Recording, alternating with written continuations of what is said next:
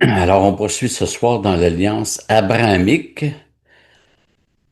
euh, et on doit garder à l'esprit qu'il n'y a que deux alliances éternelles et déterminantes. C'est important, je l'ai déjà dit, mais il n'y a rien comme la répétition.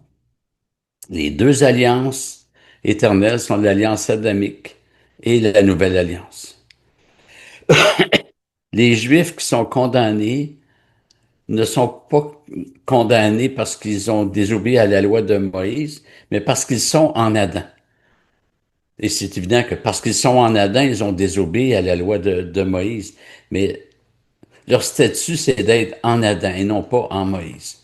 Et les alliances intermédiaires, celles établies avec Noé, Abraham, Moïse et David, n'ont jamais sorti personne de l'alliance adamique. Seule la nouvelle alliance libère de la condamnation de l'alliance adamique. Et ceux qui ont été sauvés avant la nouvelle alliance, ils l'ont été parce qu'ils ont cru au médiateur de la nouvelle alliance, celui qui allait venir. Mais ils n'ont pas été sauvés en raison d'une ancienne alliance. Alors,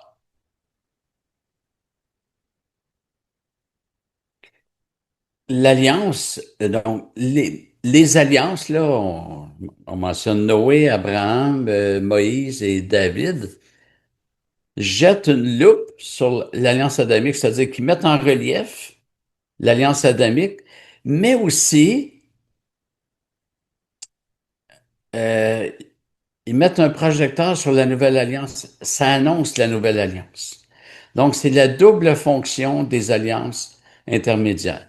Réitérer l'ancienne alliance, l'alliance adamique plutôt, et annoncer la nouvelle alliance. Et maintenant, on va voir un chapitre important on est dans l'alliance abrahamique, donc avec Abraham. Après ces événements, la parole de l'Éternel fut adressée à Abraham dans une vision en ces termes. Sois sans crainte, Abraham, je suis moi-même ton bouclier et ta récompense sera très grande.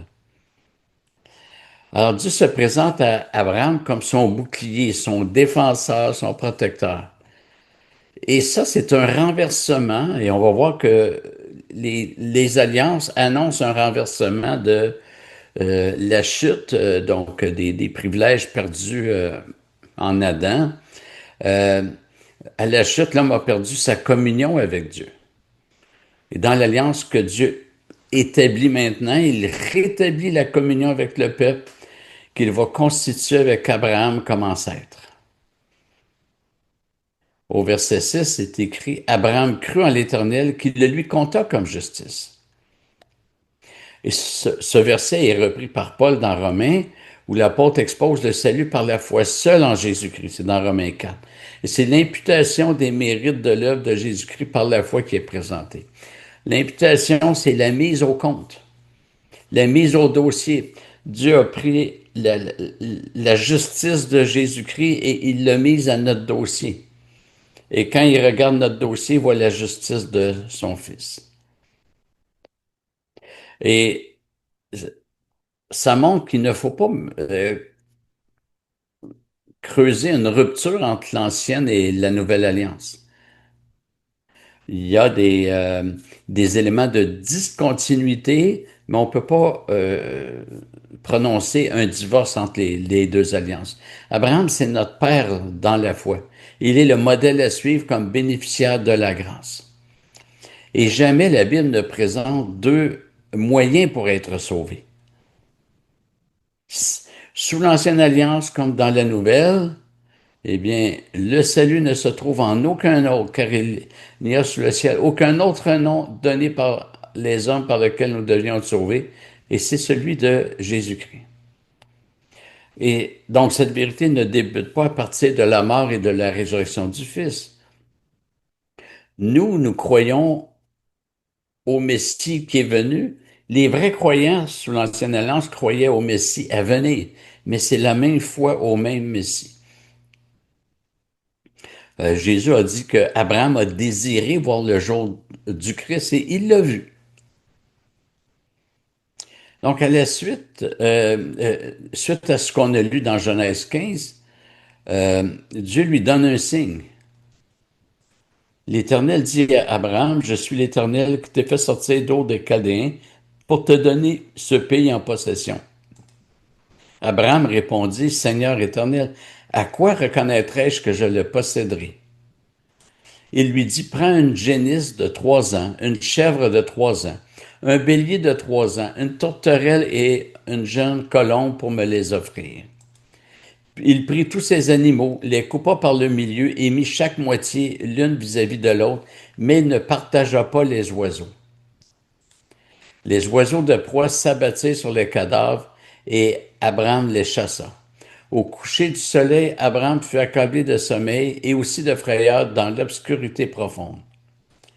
L'Éternel dit à Abraham, sache que tes descendants seront des immigrants dans un pays qui ne sera pas le leur.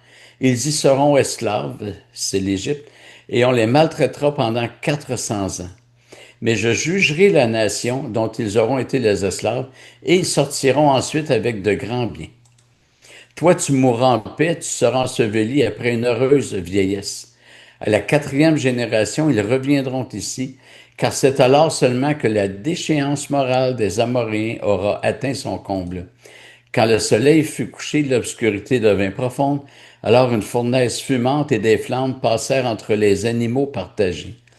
En ce jour-là, l'Éternel conclut une alliance avec Abraham en disant, je donne ce pays à ta descendance, depuis le fleuve d'Égypte jusqu'au grand fleuve, à savoir l'Euphrate. Alors, une pratique un peu bizarre, mais dans le Proche-Orient ancien, on contractait des alliances avec cette pratique. On tuait des animaux que l'on coupait en deux parties et l'on plaçait les deux parties en deux rangées.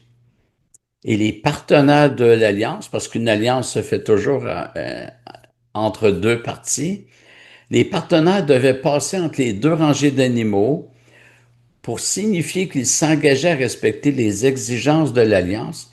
Et en cas de transgression, celui qui avait transgressé devait subir le même sort que les animaux, c'est-à-dire la mort. Et on voit ça plusieurs siècles plus tard dans Jérémie 34. C'est marqué, je livrerai les hommes qui ont enfreint mon alliance, qui n'ont pas accompli les conditions de l'alliance qu'ils avaient conclue devant moi, en coupant un veau en deux et en passant entre ses morceaux. Les ministres de Juda et les ministres de Jérusalem, les officiers de la cour, les sacrificateurs et tout le peuple du pays qui sont passés entre les morceaux du veau, je les livrerai entre les mains de leurs ennemis, entre les mains de ceux qui en veulent à leur vie, et leurs cadavres serviront de pâture aux oiseaux du ciel et aux bêtes de la terre. Et l'on voit encore ici les oiseaux. On l'a vu avec Abraham, hein? Ici, puis avec Jérémie, leurs cadavres serviront de pâture aux oiseaux. Avec Abraham, on lit, les oiseaux de proie s'abattaient sur les cadavres, et Abraham les chassa. Quand un cadavre était laissé aux oiseaux, aux animaux sauvages, c'est qu'on ne reconnaissait pas la dignité de la personne. C'était déjà un jugement. En temps normal, Dieu voulait qu'on ensevelisse les morts. Laisser les cadavres aux oiseaux, c'est ne pas permettre qu'il y ait une mémoire de l'individu avec un épitaphe, une digne sépulture. C'est affirmer qu'ils n'ont aucune valeur, aucune dignité. C'est laisser la mort aller au jugement le plus sévère pour une mort physique. Là, on ne parle pas de la mort éternelle. C'est abandonner le corps à la décomposition la plus rapide qui soit. Dans notre texte avec Abraham, la seule chose qui passe entre les morceaux, c'est une fournaise fumante et une flamme. Abraham n'est jamais passé entre les morceaux. Il y a juste une fournaise qui passe. Et dans la Bible, le feu représente Dieu. Qu'on pense au buisson ardent, à la colonne de feu, au fait que la colère de l'Éternel s'enflamme et que c'est le feu qui consomme aux langues de feu. À Hébreu qui nous dit que l'Éternel est un feu dévorant, Dieu est comparé à un feu. Et là, il n'y a que le feu, donc il n'y a que Dieu qui passe entre les deux parties d'animaux, signifiant que Dieu va assumer entièrement la pleine responsabilité que la promesse sera réalisée et qu'il accepte de prendre sur lui la malédiction de l'alliance pour son peuple. C'est son peuple qui devait passer entre les animaux et mourir, parce que le peuple a transgressé.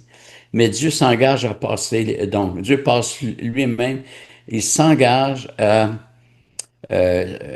assumer les conséquences de la désobéissance de son peuple. Et c'est ce qui se passera effectivement quand à la croix Jésus-Christ sera brisé pour nous, versera son sang, c'est-à-dire subira la malédiction de l'alliance à cause de nos transgressions, de notre non-respect de notre part dans l'alliance, c'est-à-dire notre manque d'obéissance.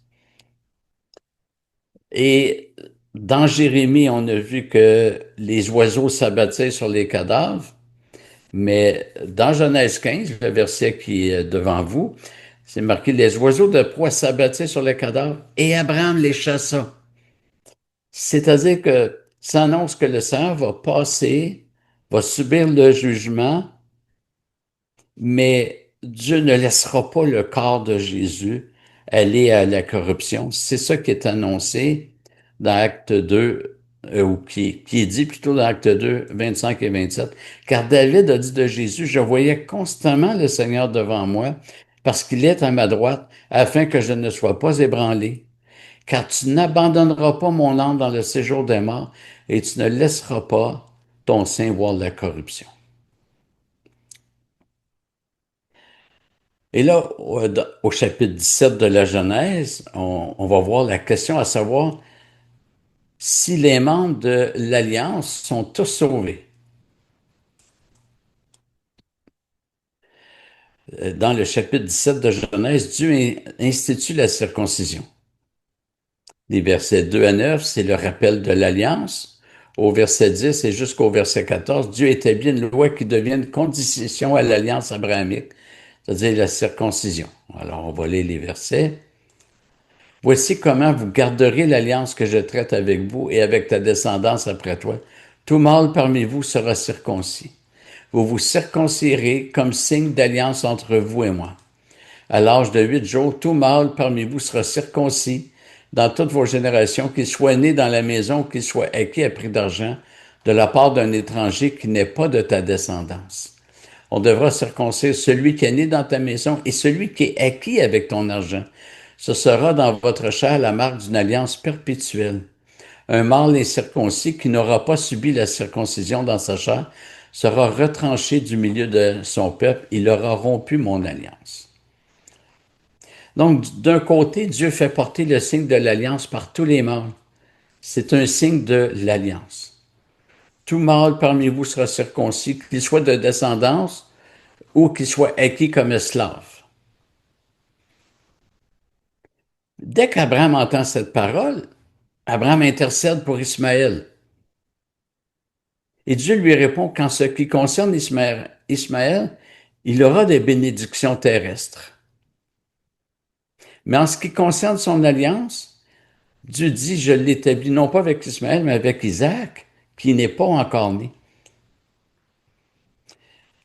Hein? Dieu dit, en ce qui concerne mon alliance, ça va être Isaac. Autrement dit, ça ne sera pas avec Ismaël. Même s'il est circoncis, il porte le signe, mais il n'est pas dans l'alliance. Donc, il n'est pas dans l'alliance de rédemption. Isaac est emblématique de l'alliance de la rédemption, ou autrement dit, de la nouvelle alliance. Ismaël, on peut dire qu'il est dans l'alliance terrestre. Il y a des bénédictions terrestres. Et ça va ressortir dans l'épître de Paul aux Galates. Euh, il est dans l'ombre, mais non pas dans la réalité.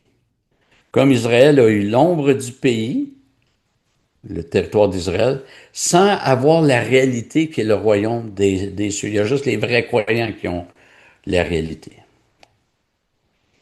Et ces données sont importantes pour apprécier la nouveauté de la nouvelle alliance. Dieu s'engage à bénir Ismaël, mais de bénédictions terrestres. Et au verset 21, après avoir dit qu'il allait bénir Ismaël, nous lisons, mais en ce qui concerne mon alliance, je l'établirai avec Isaac, que Sarah te donnera à cette époque-ci de l'année prochaine. Ismaël était pas né de Sarah, mais de la servante de Sarah qui est Agar.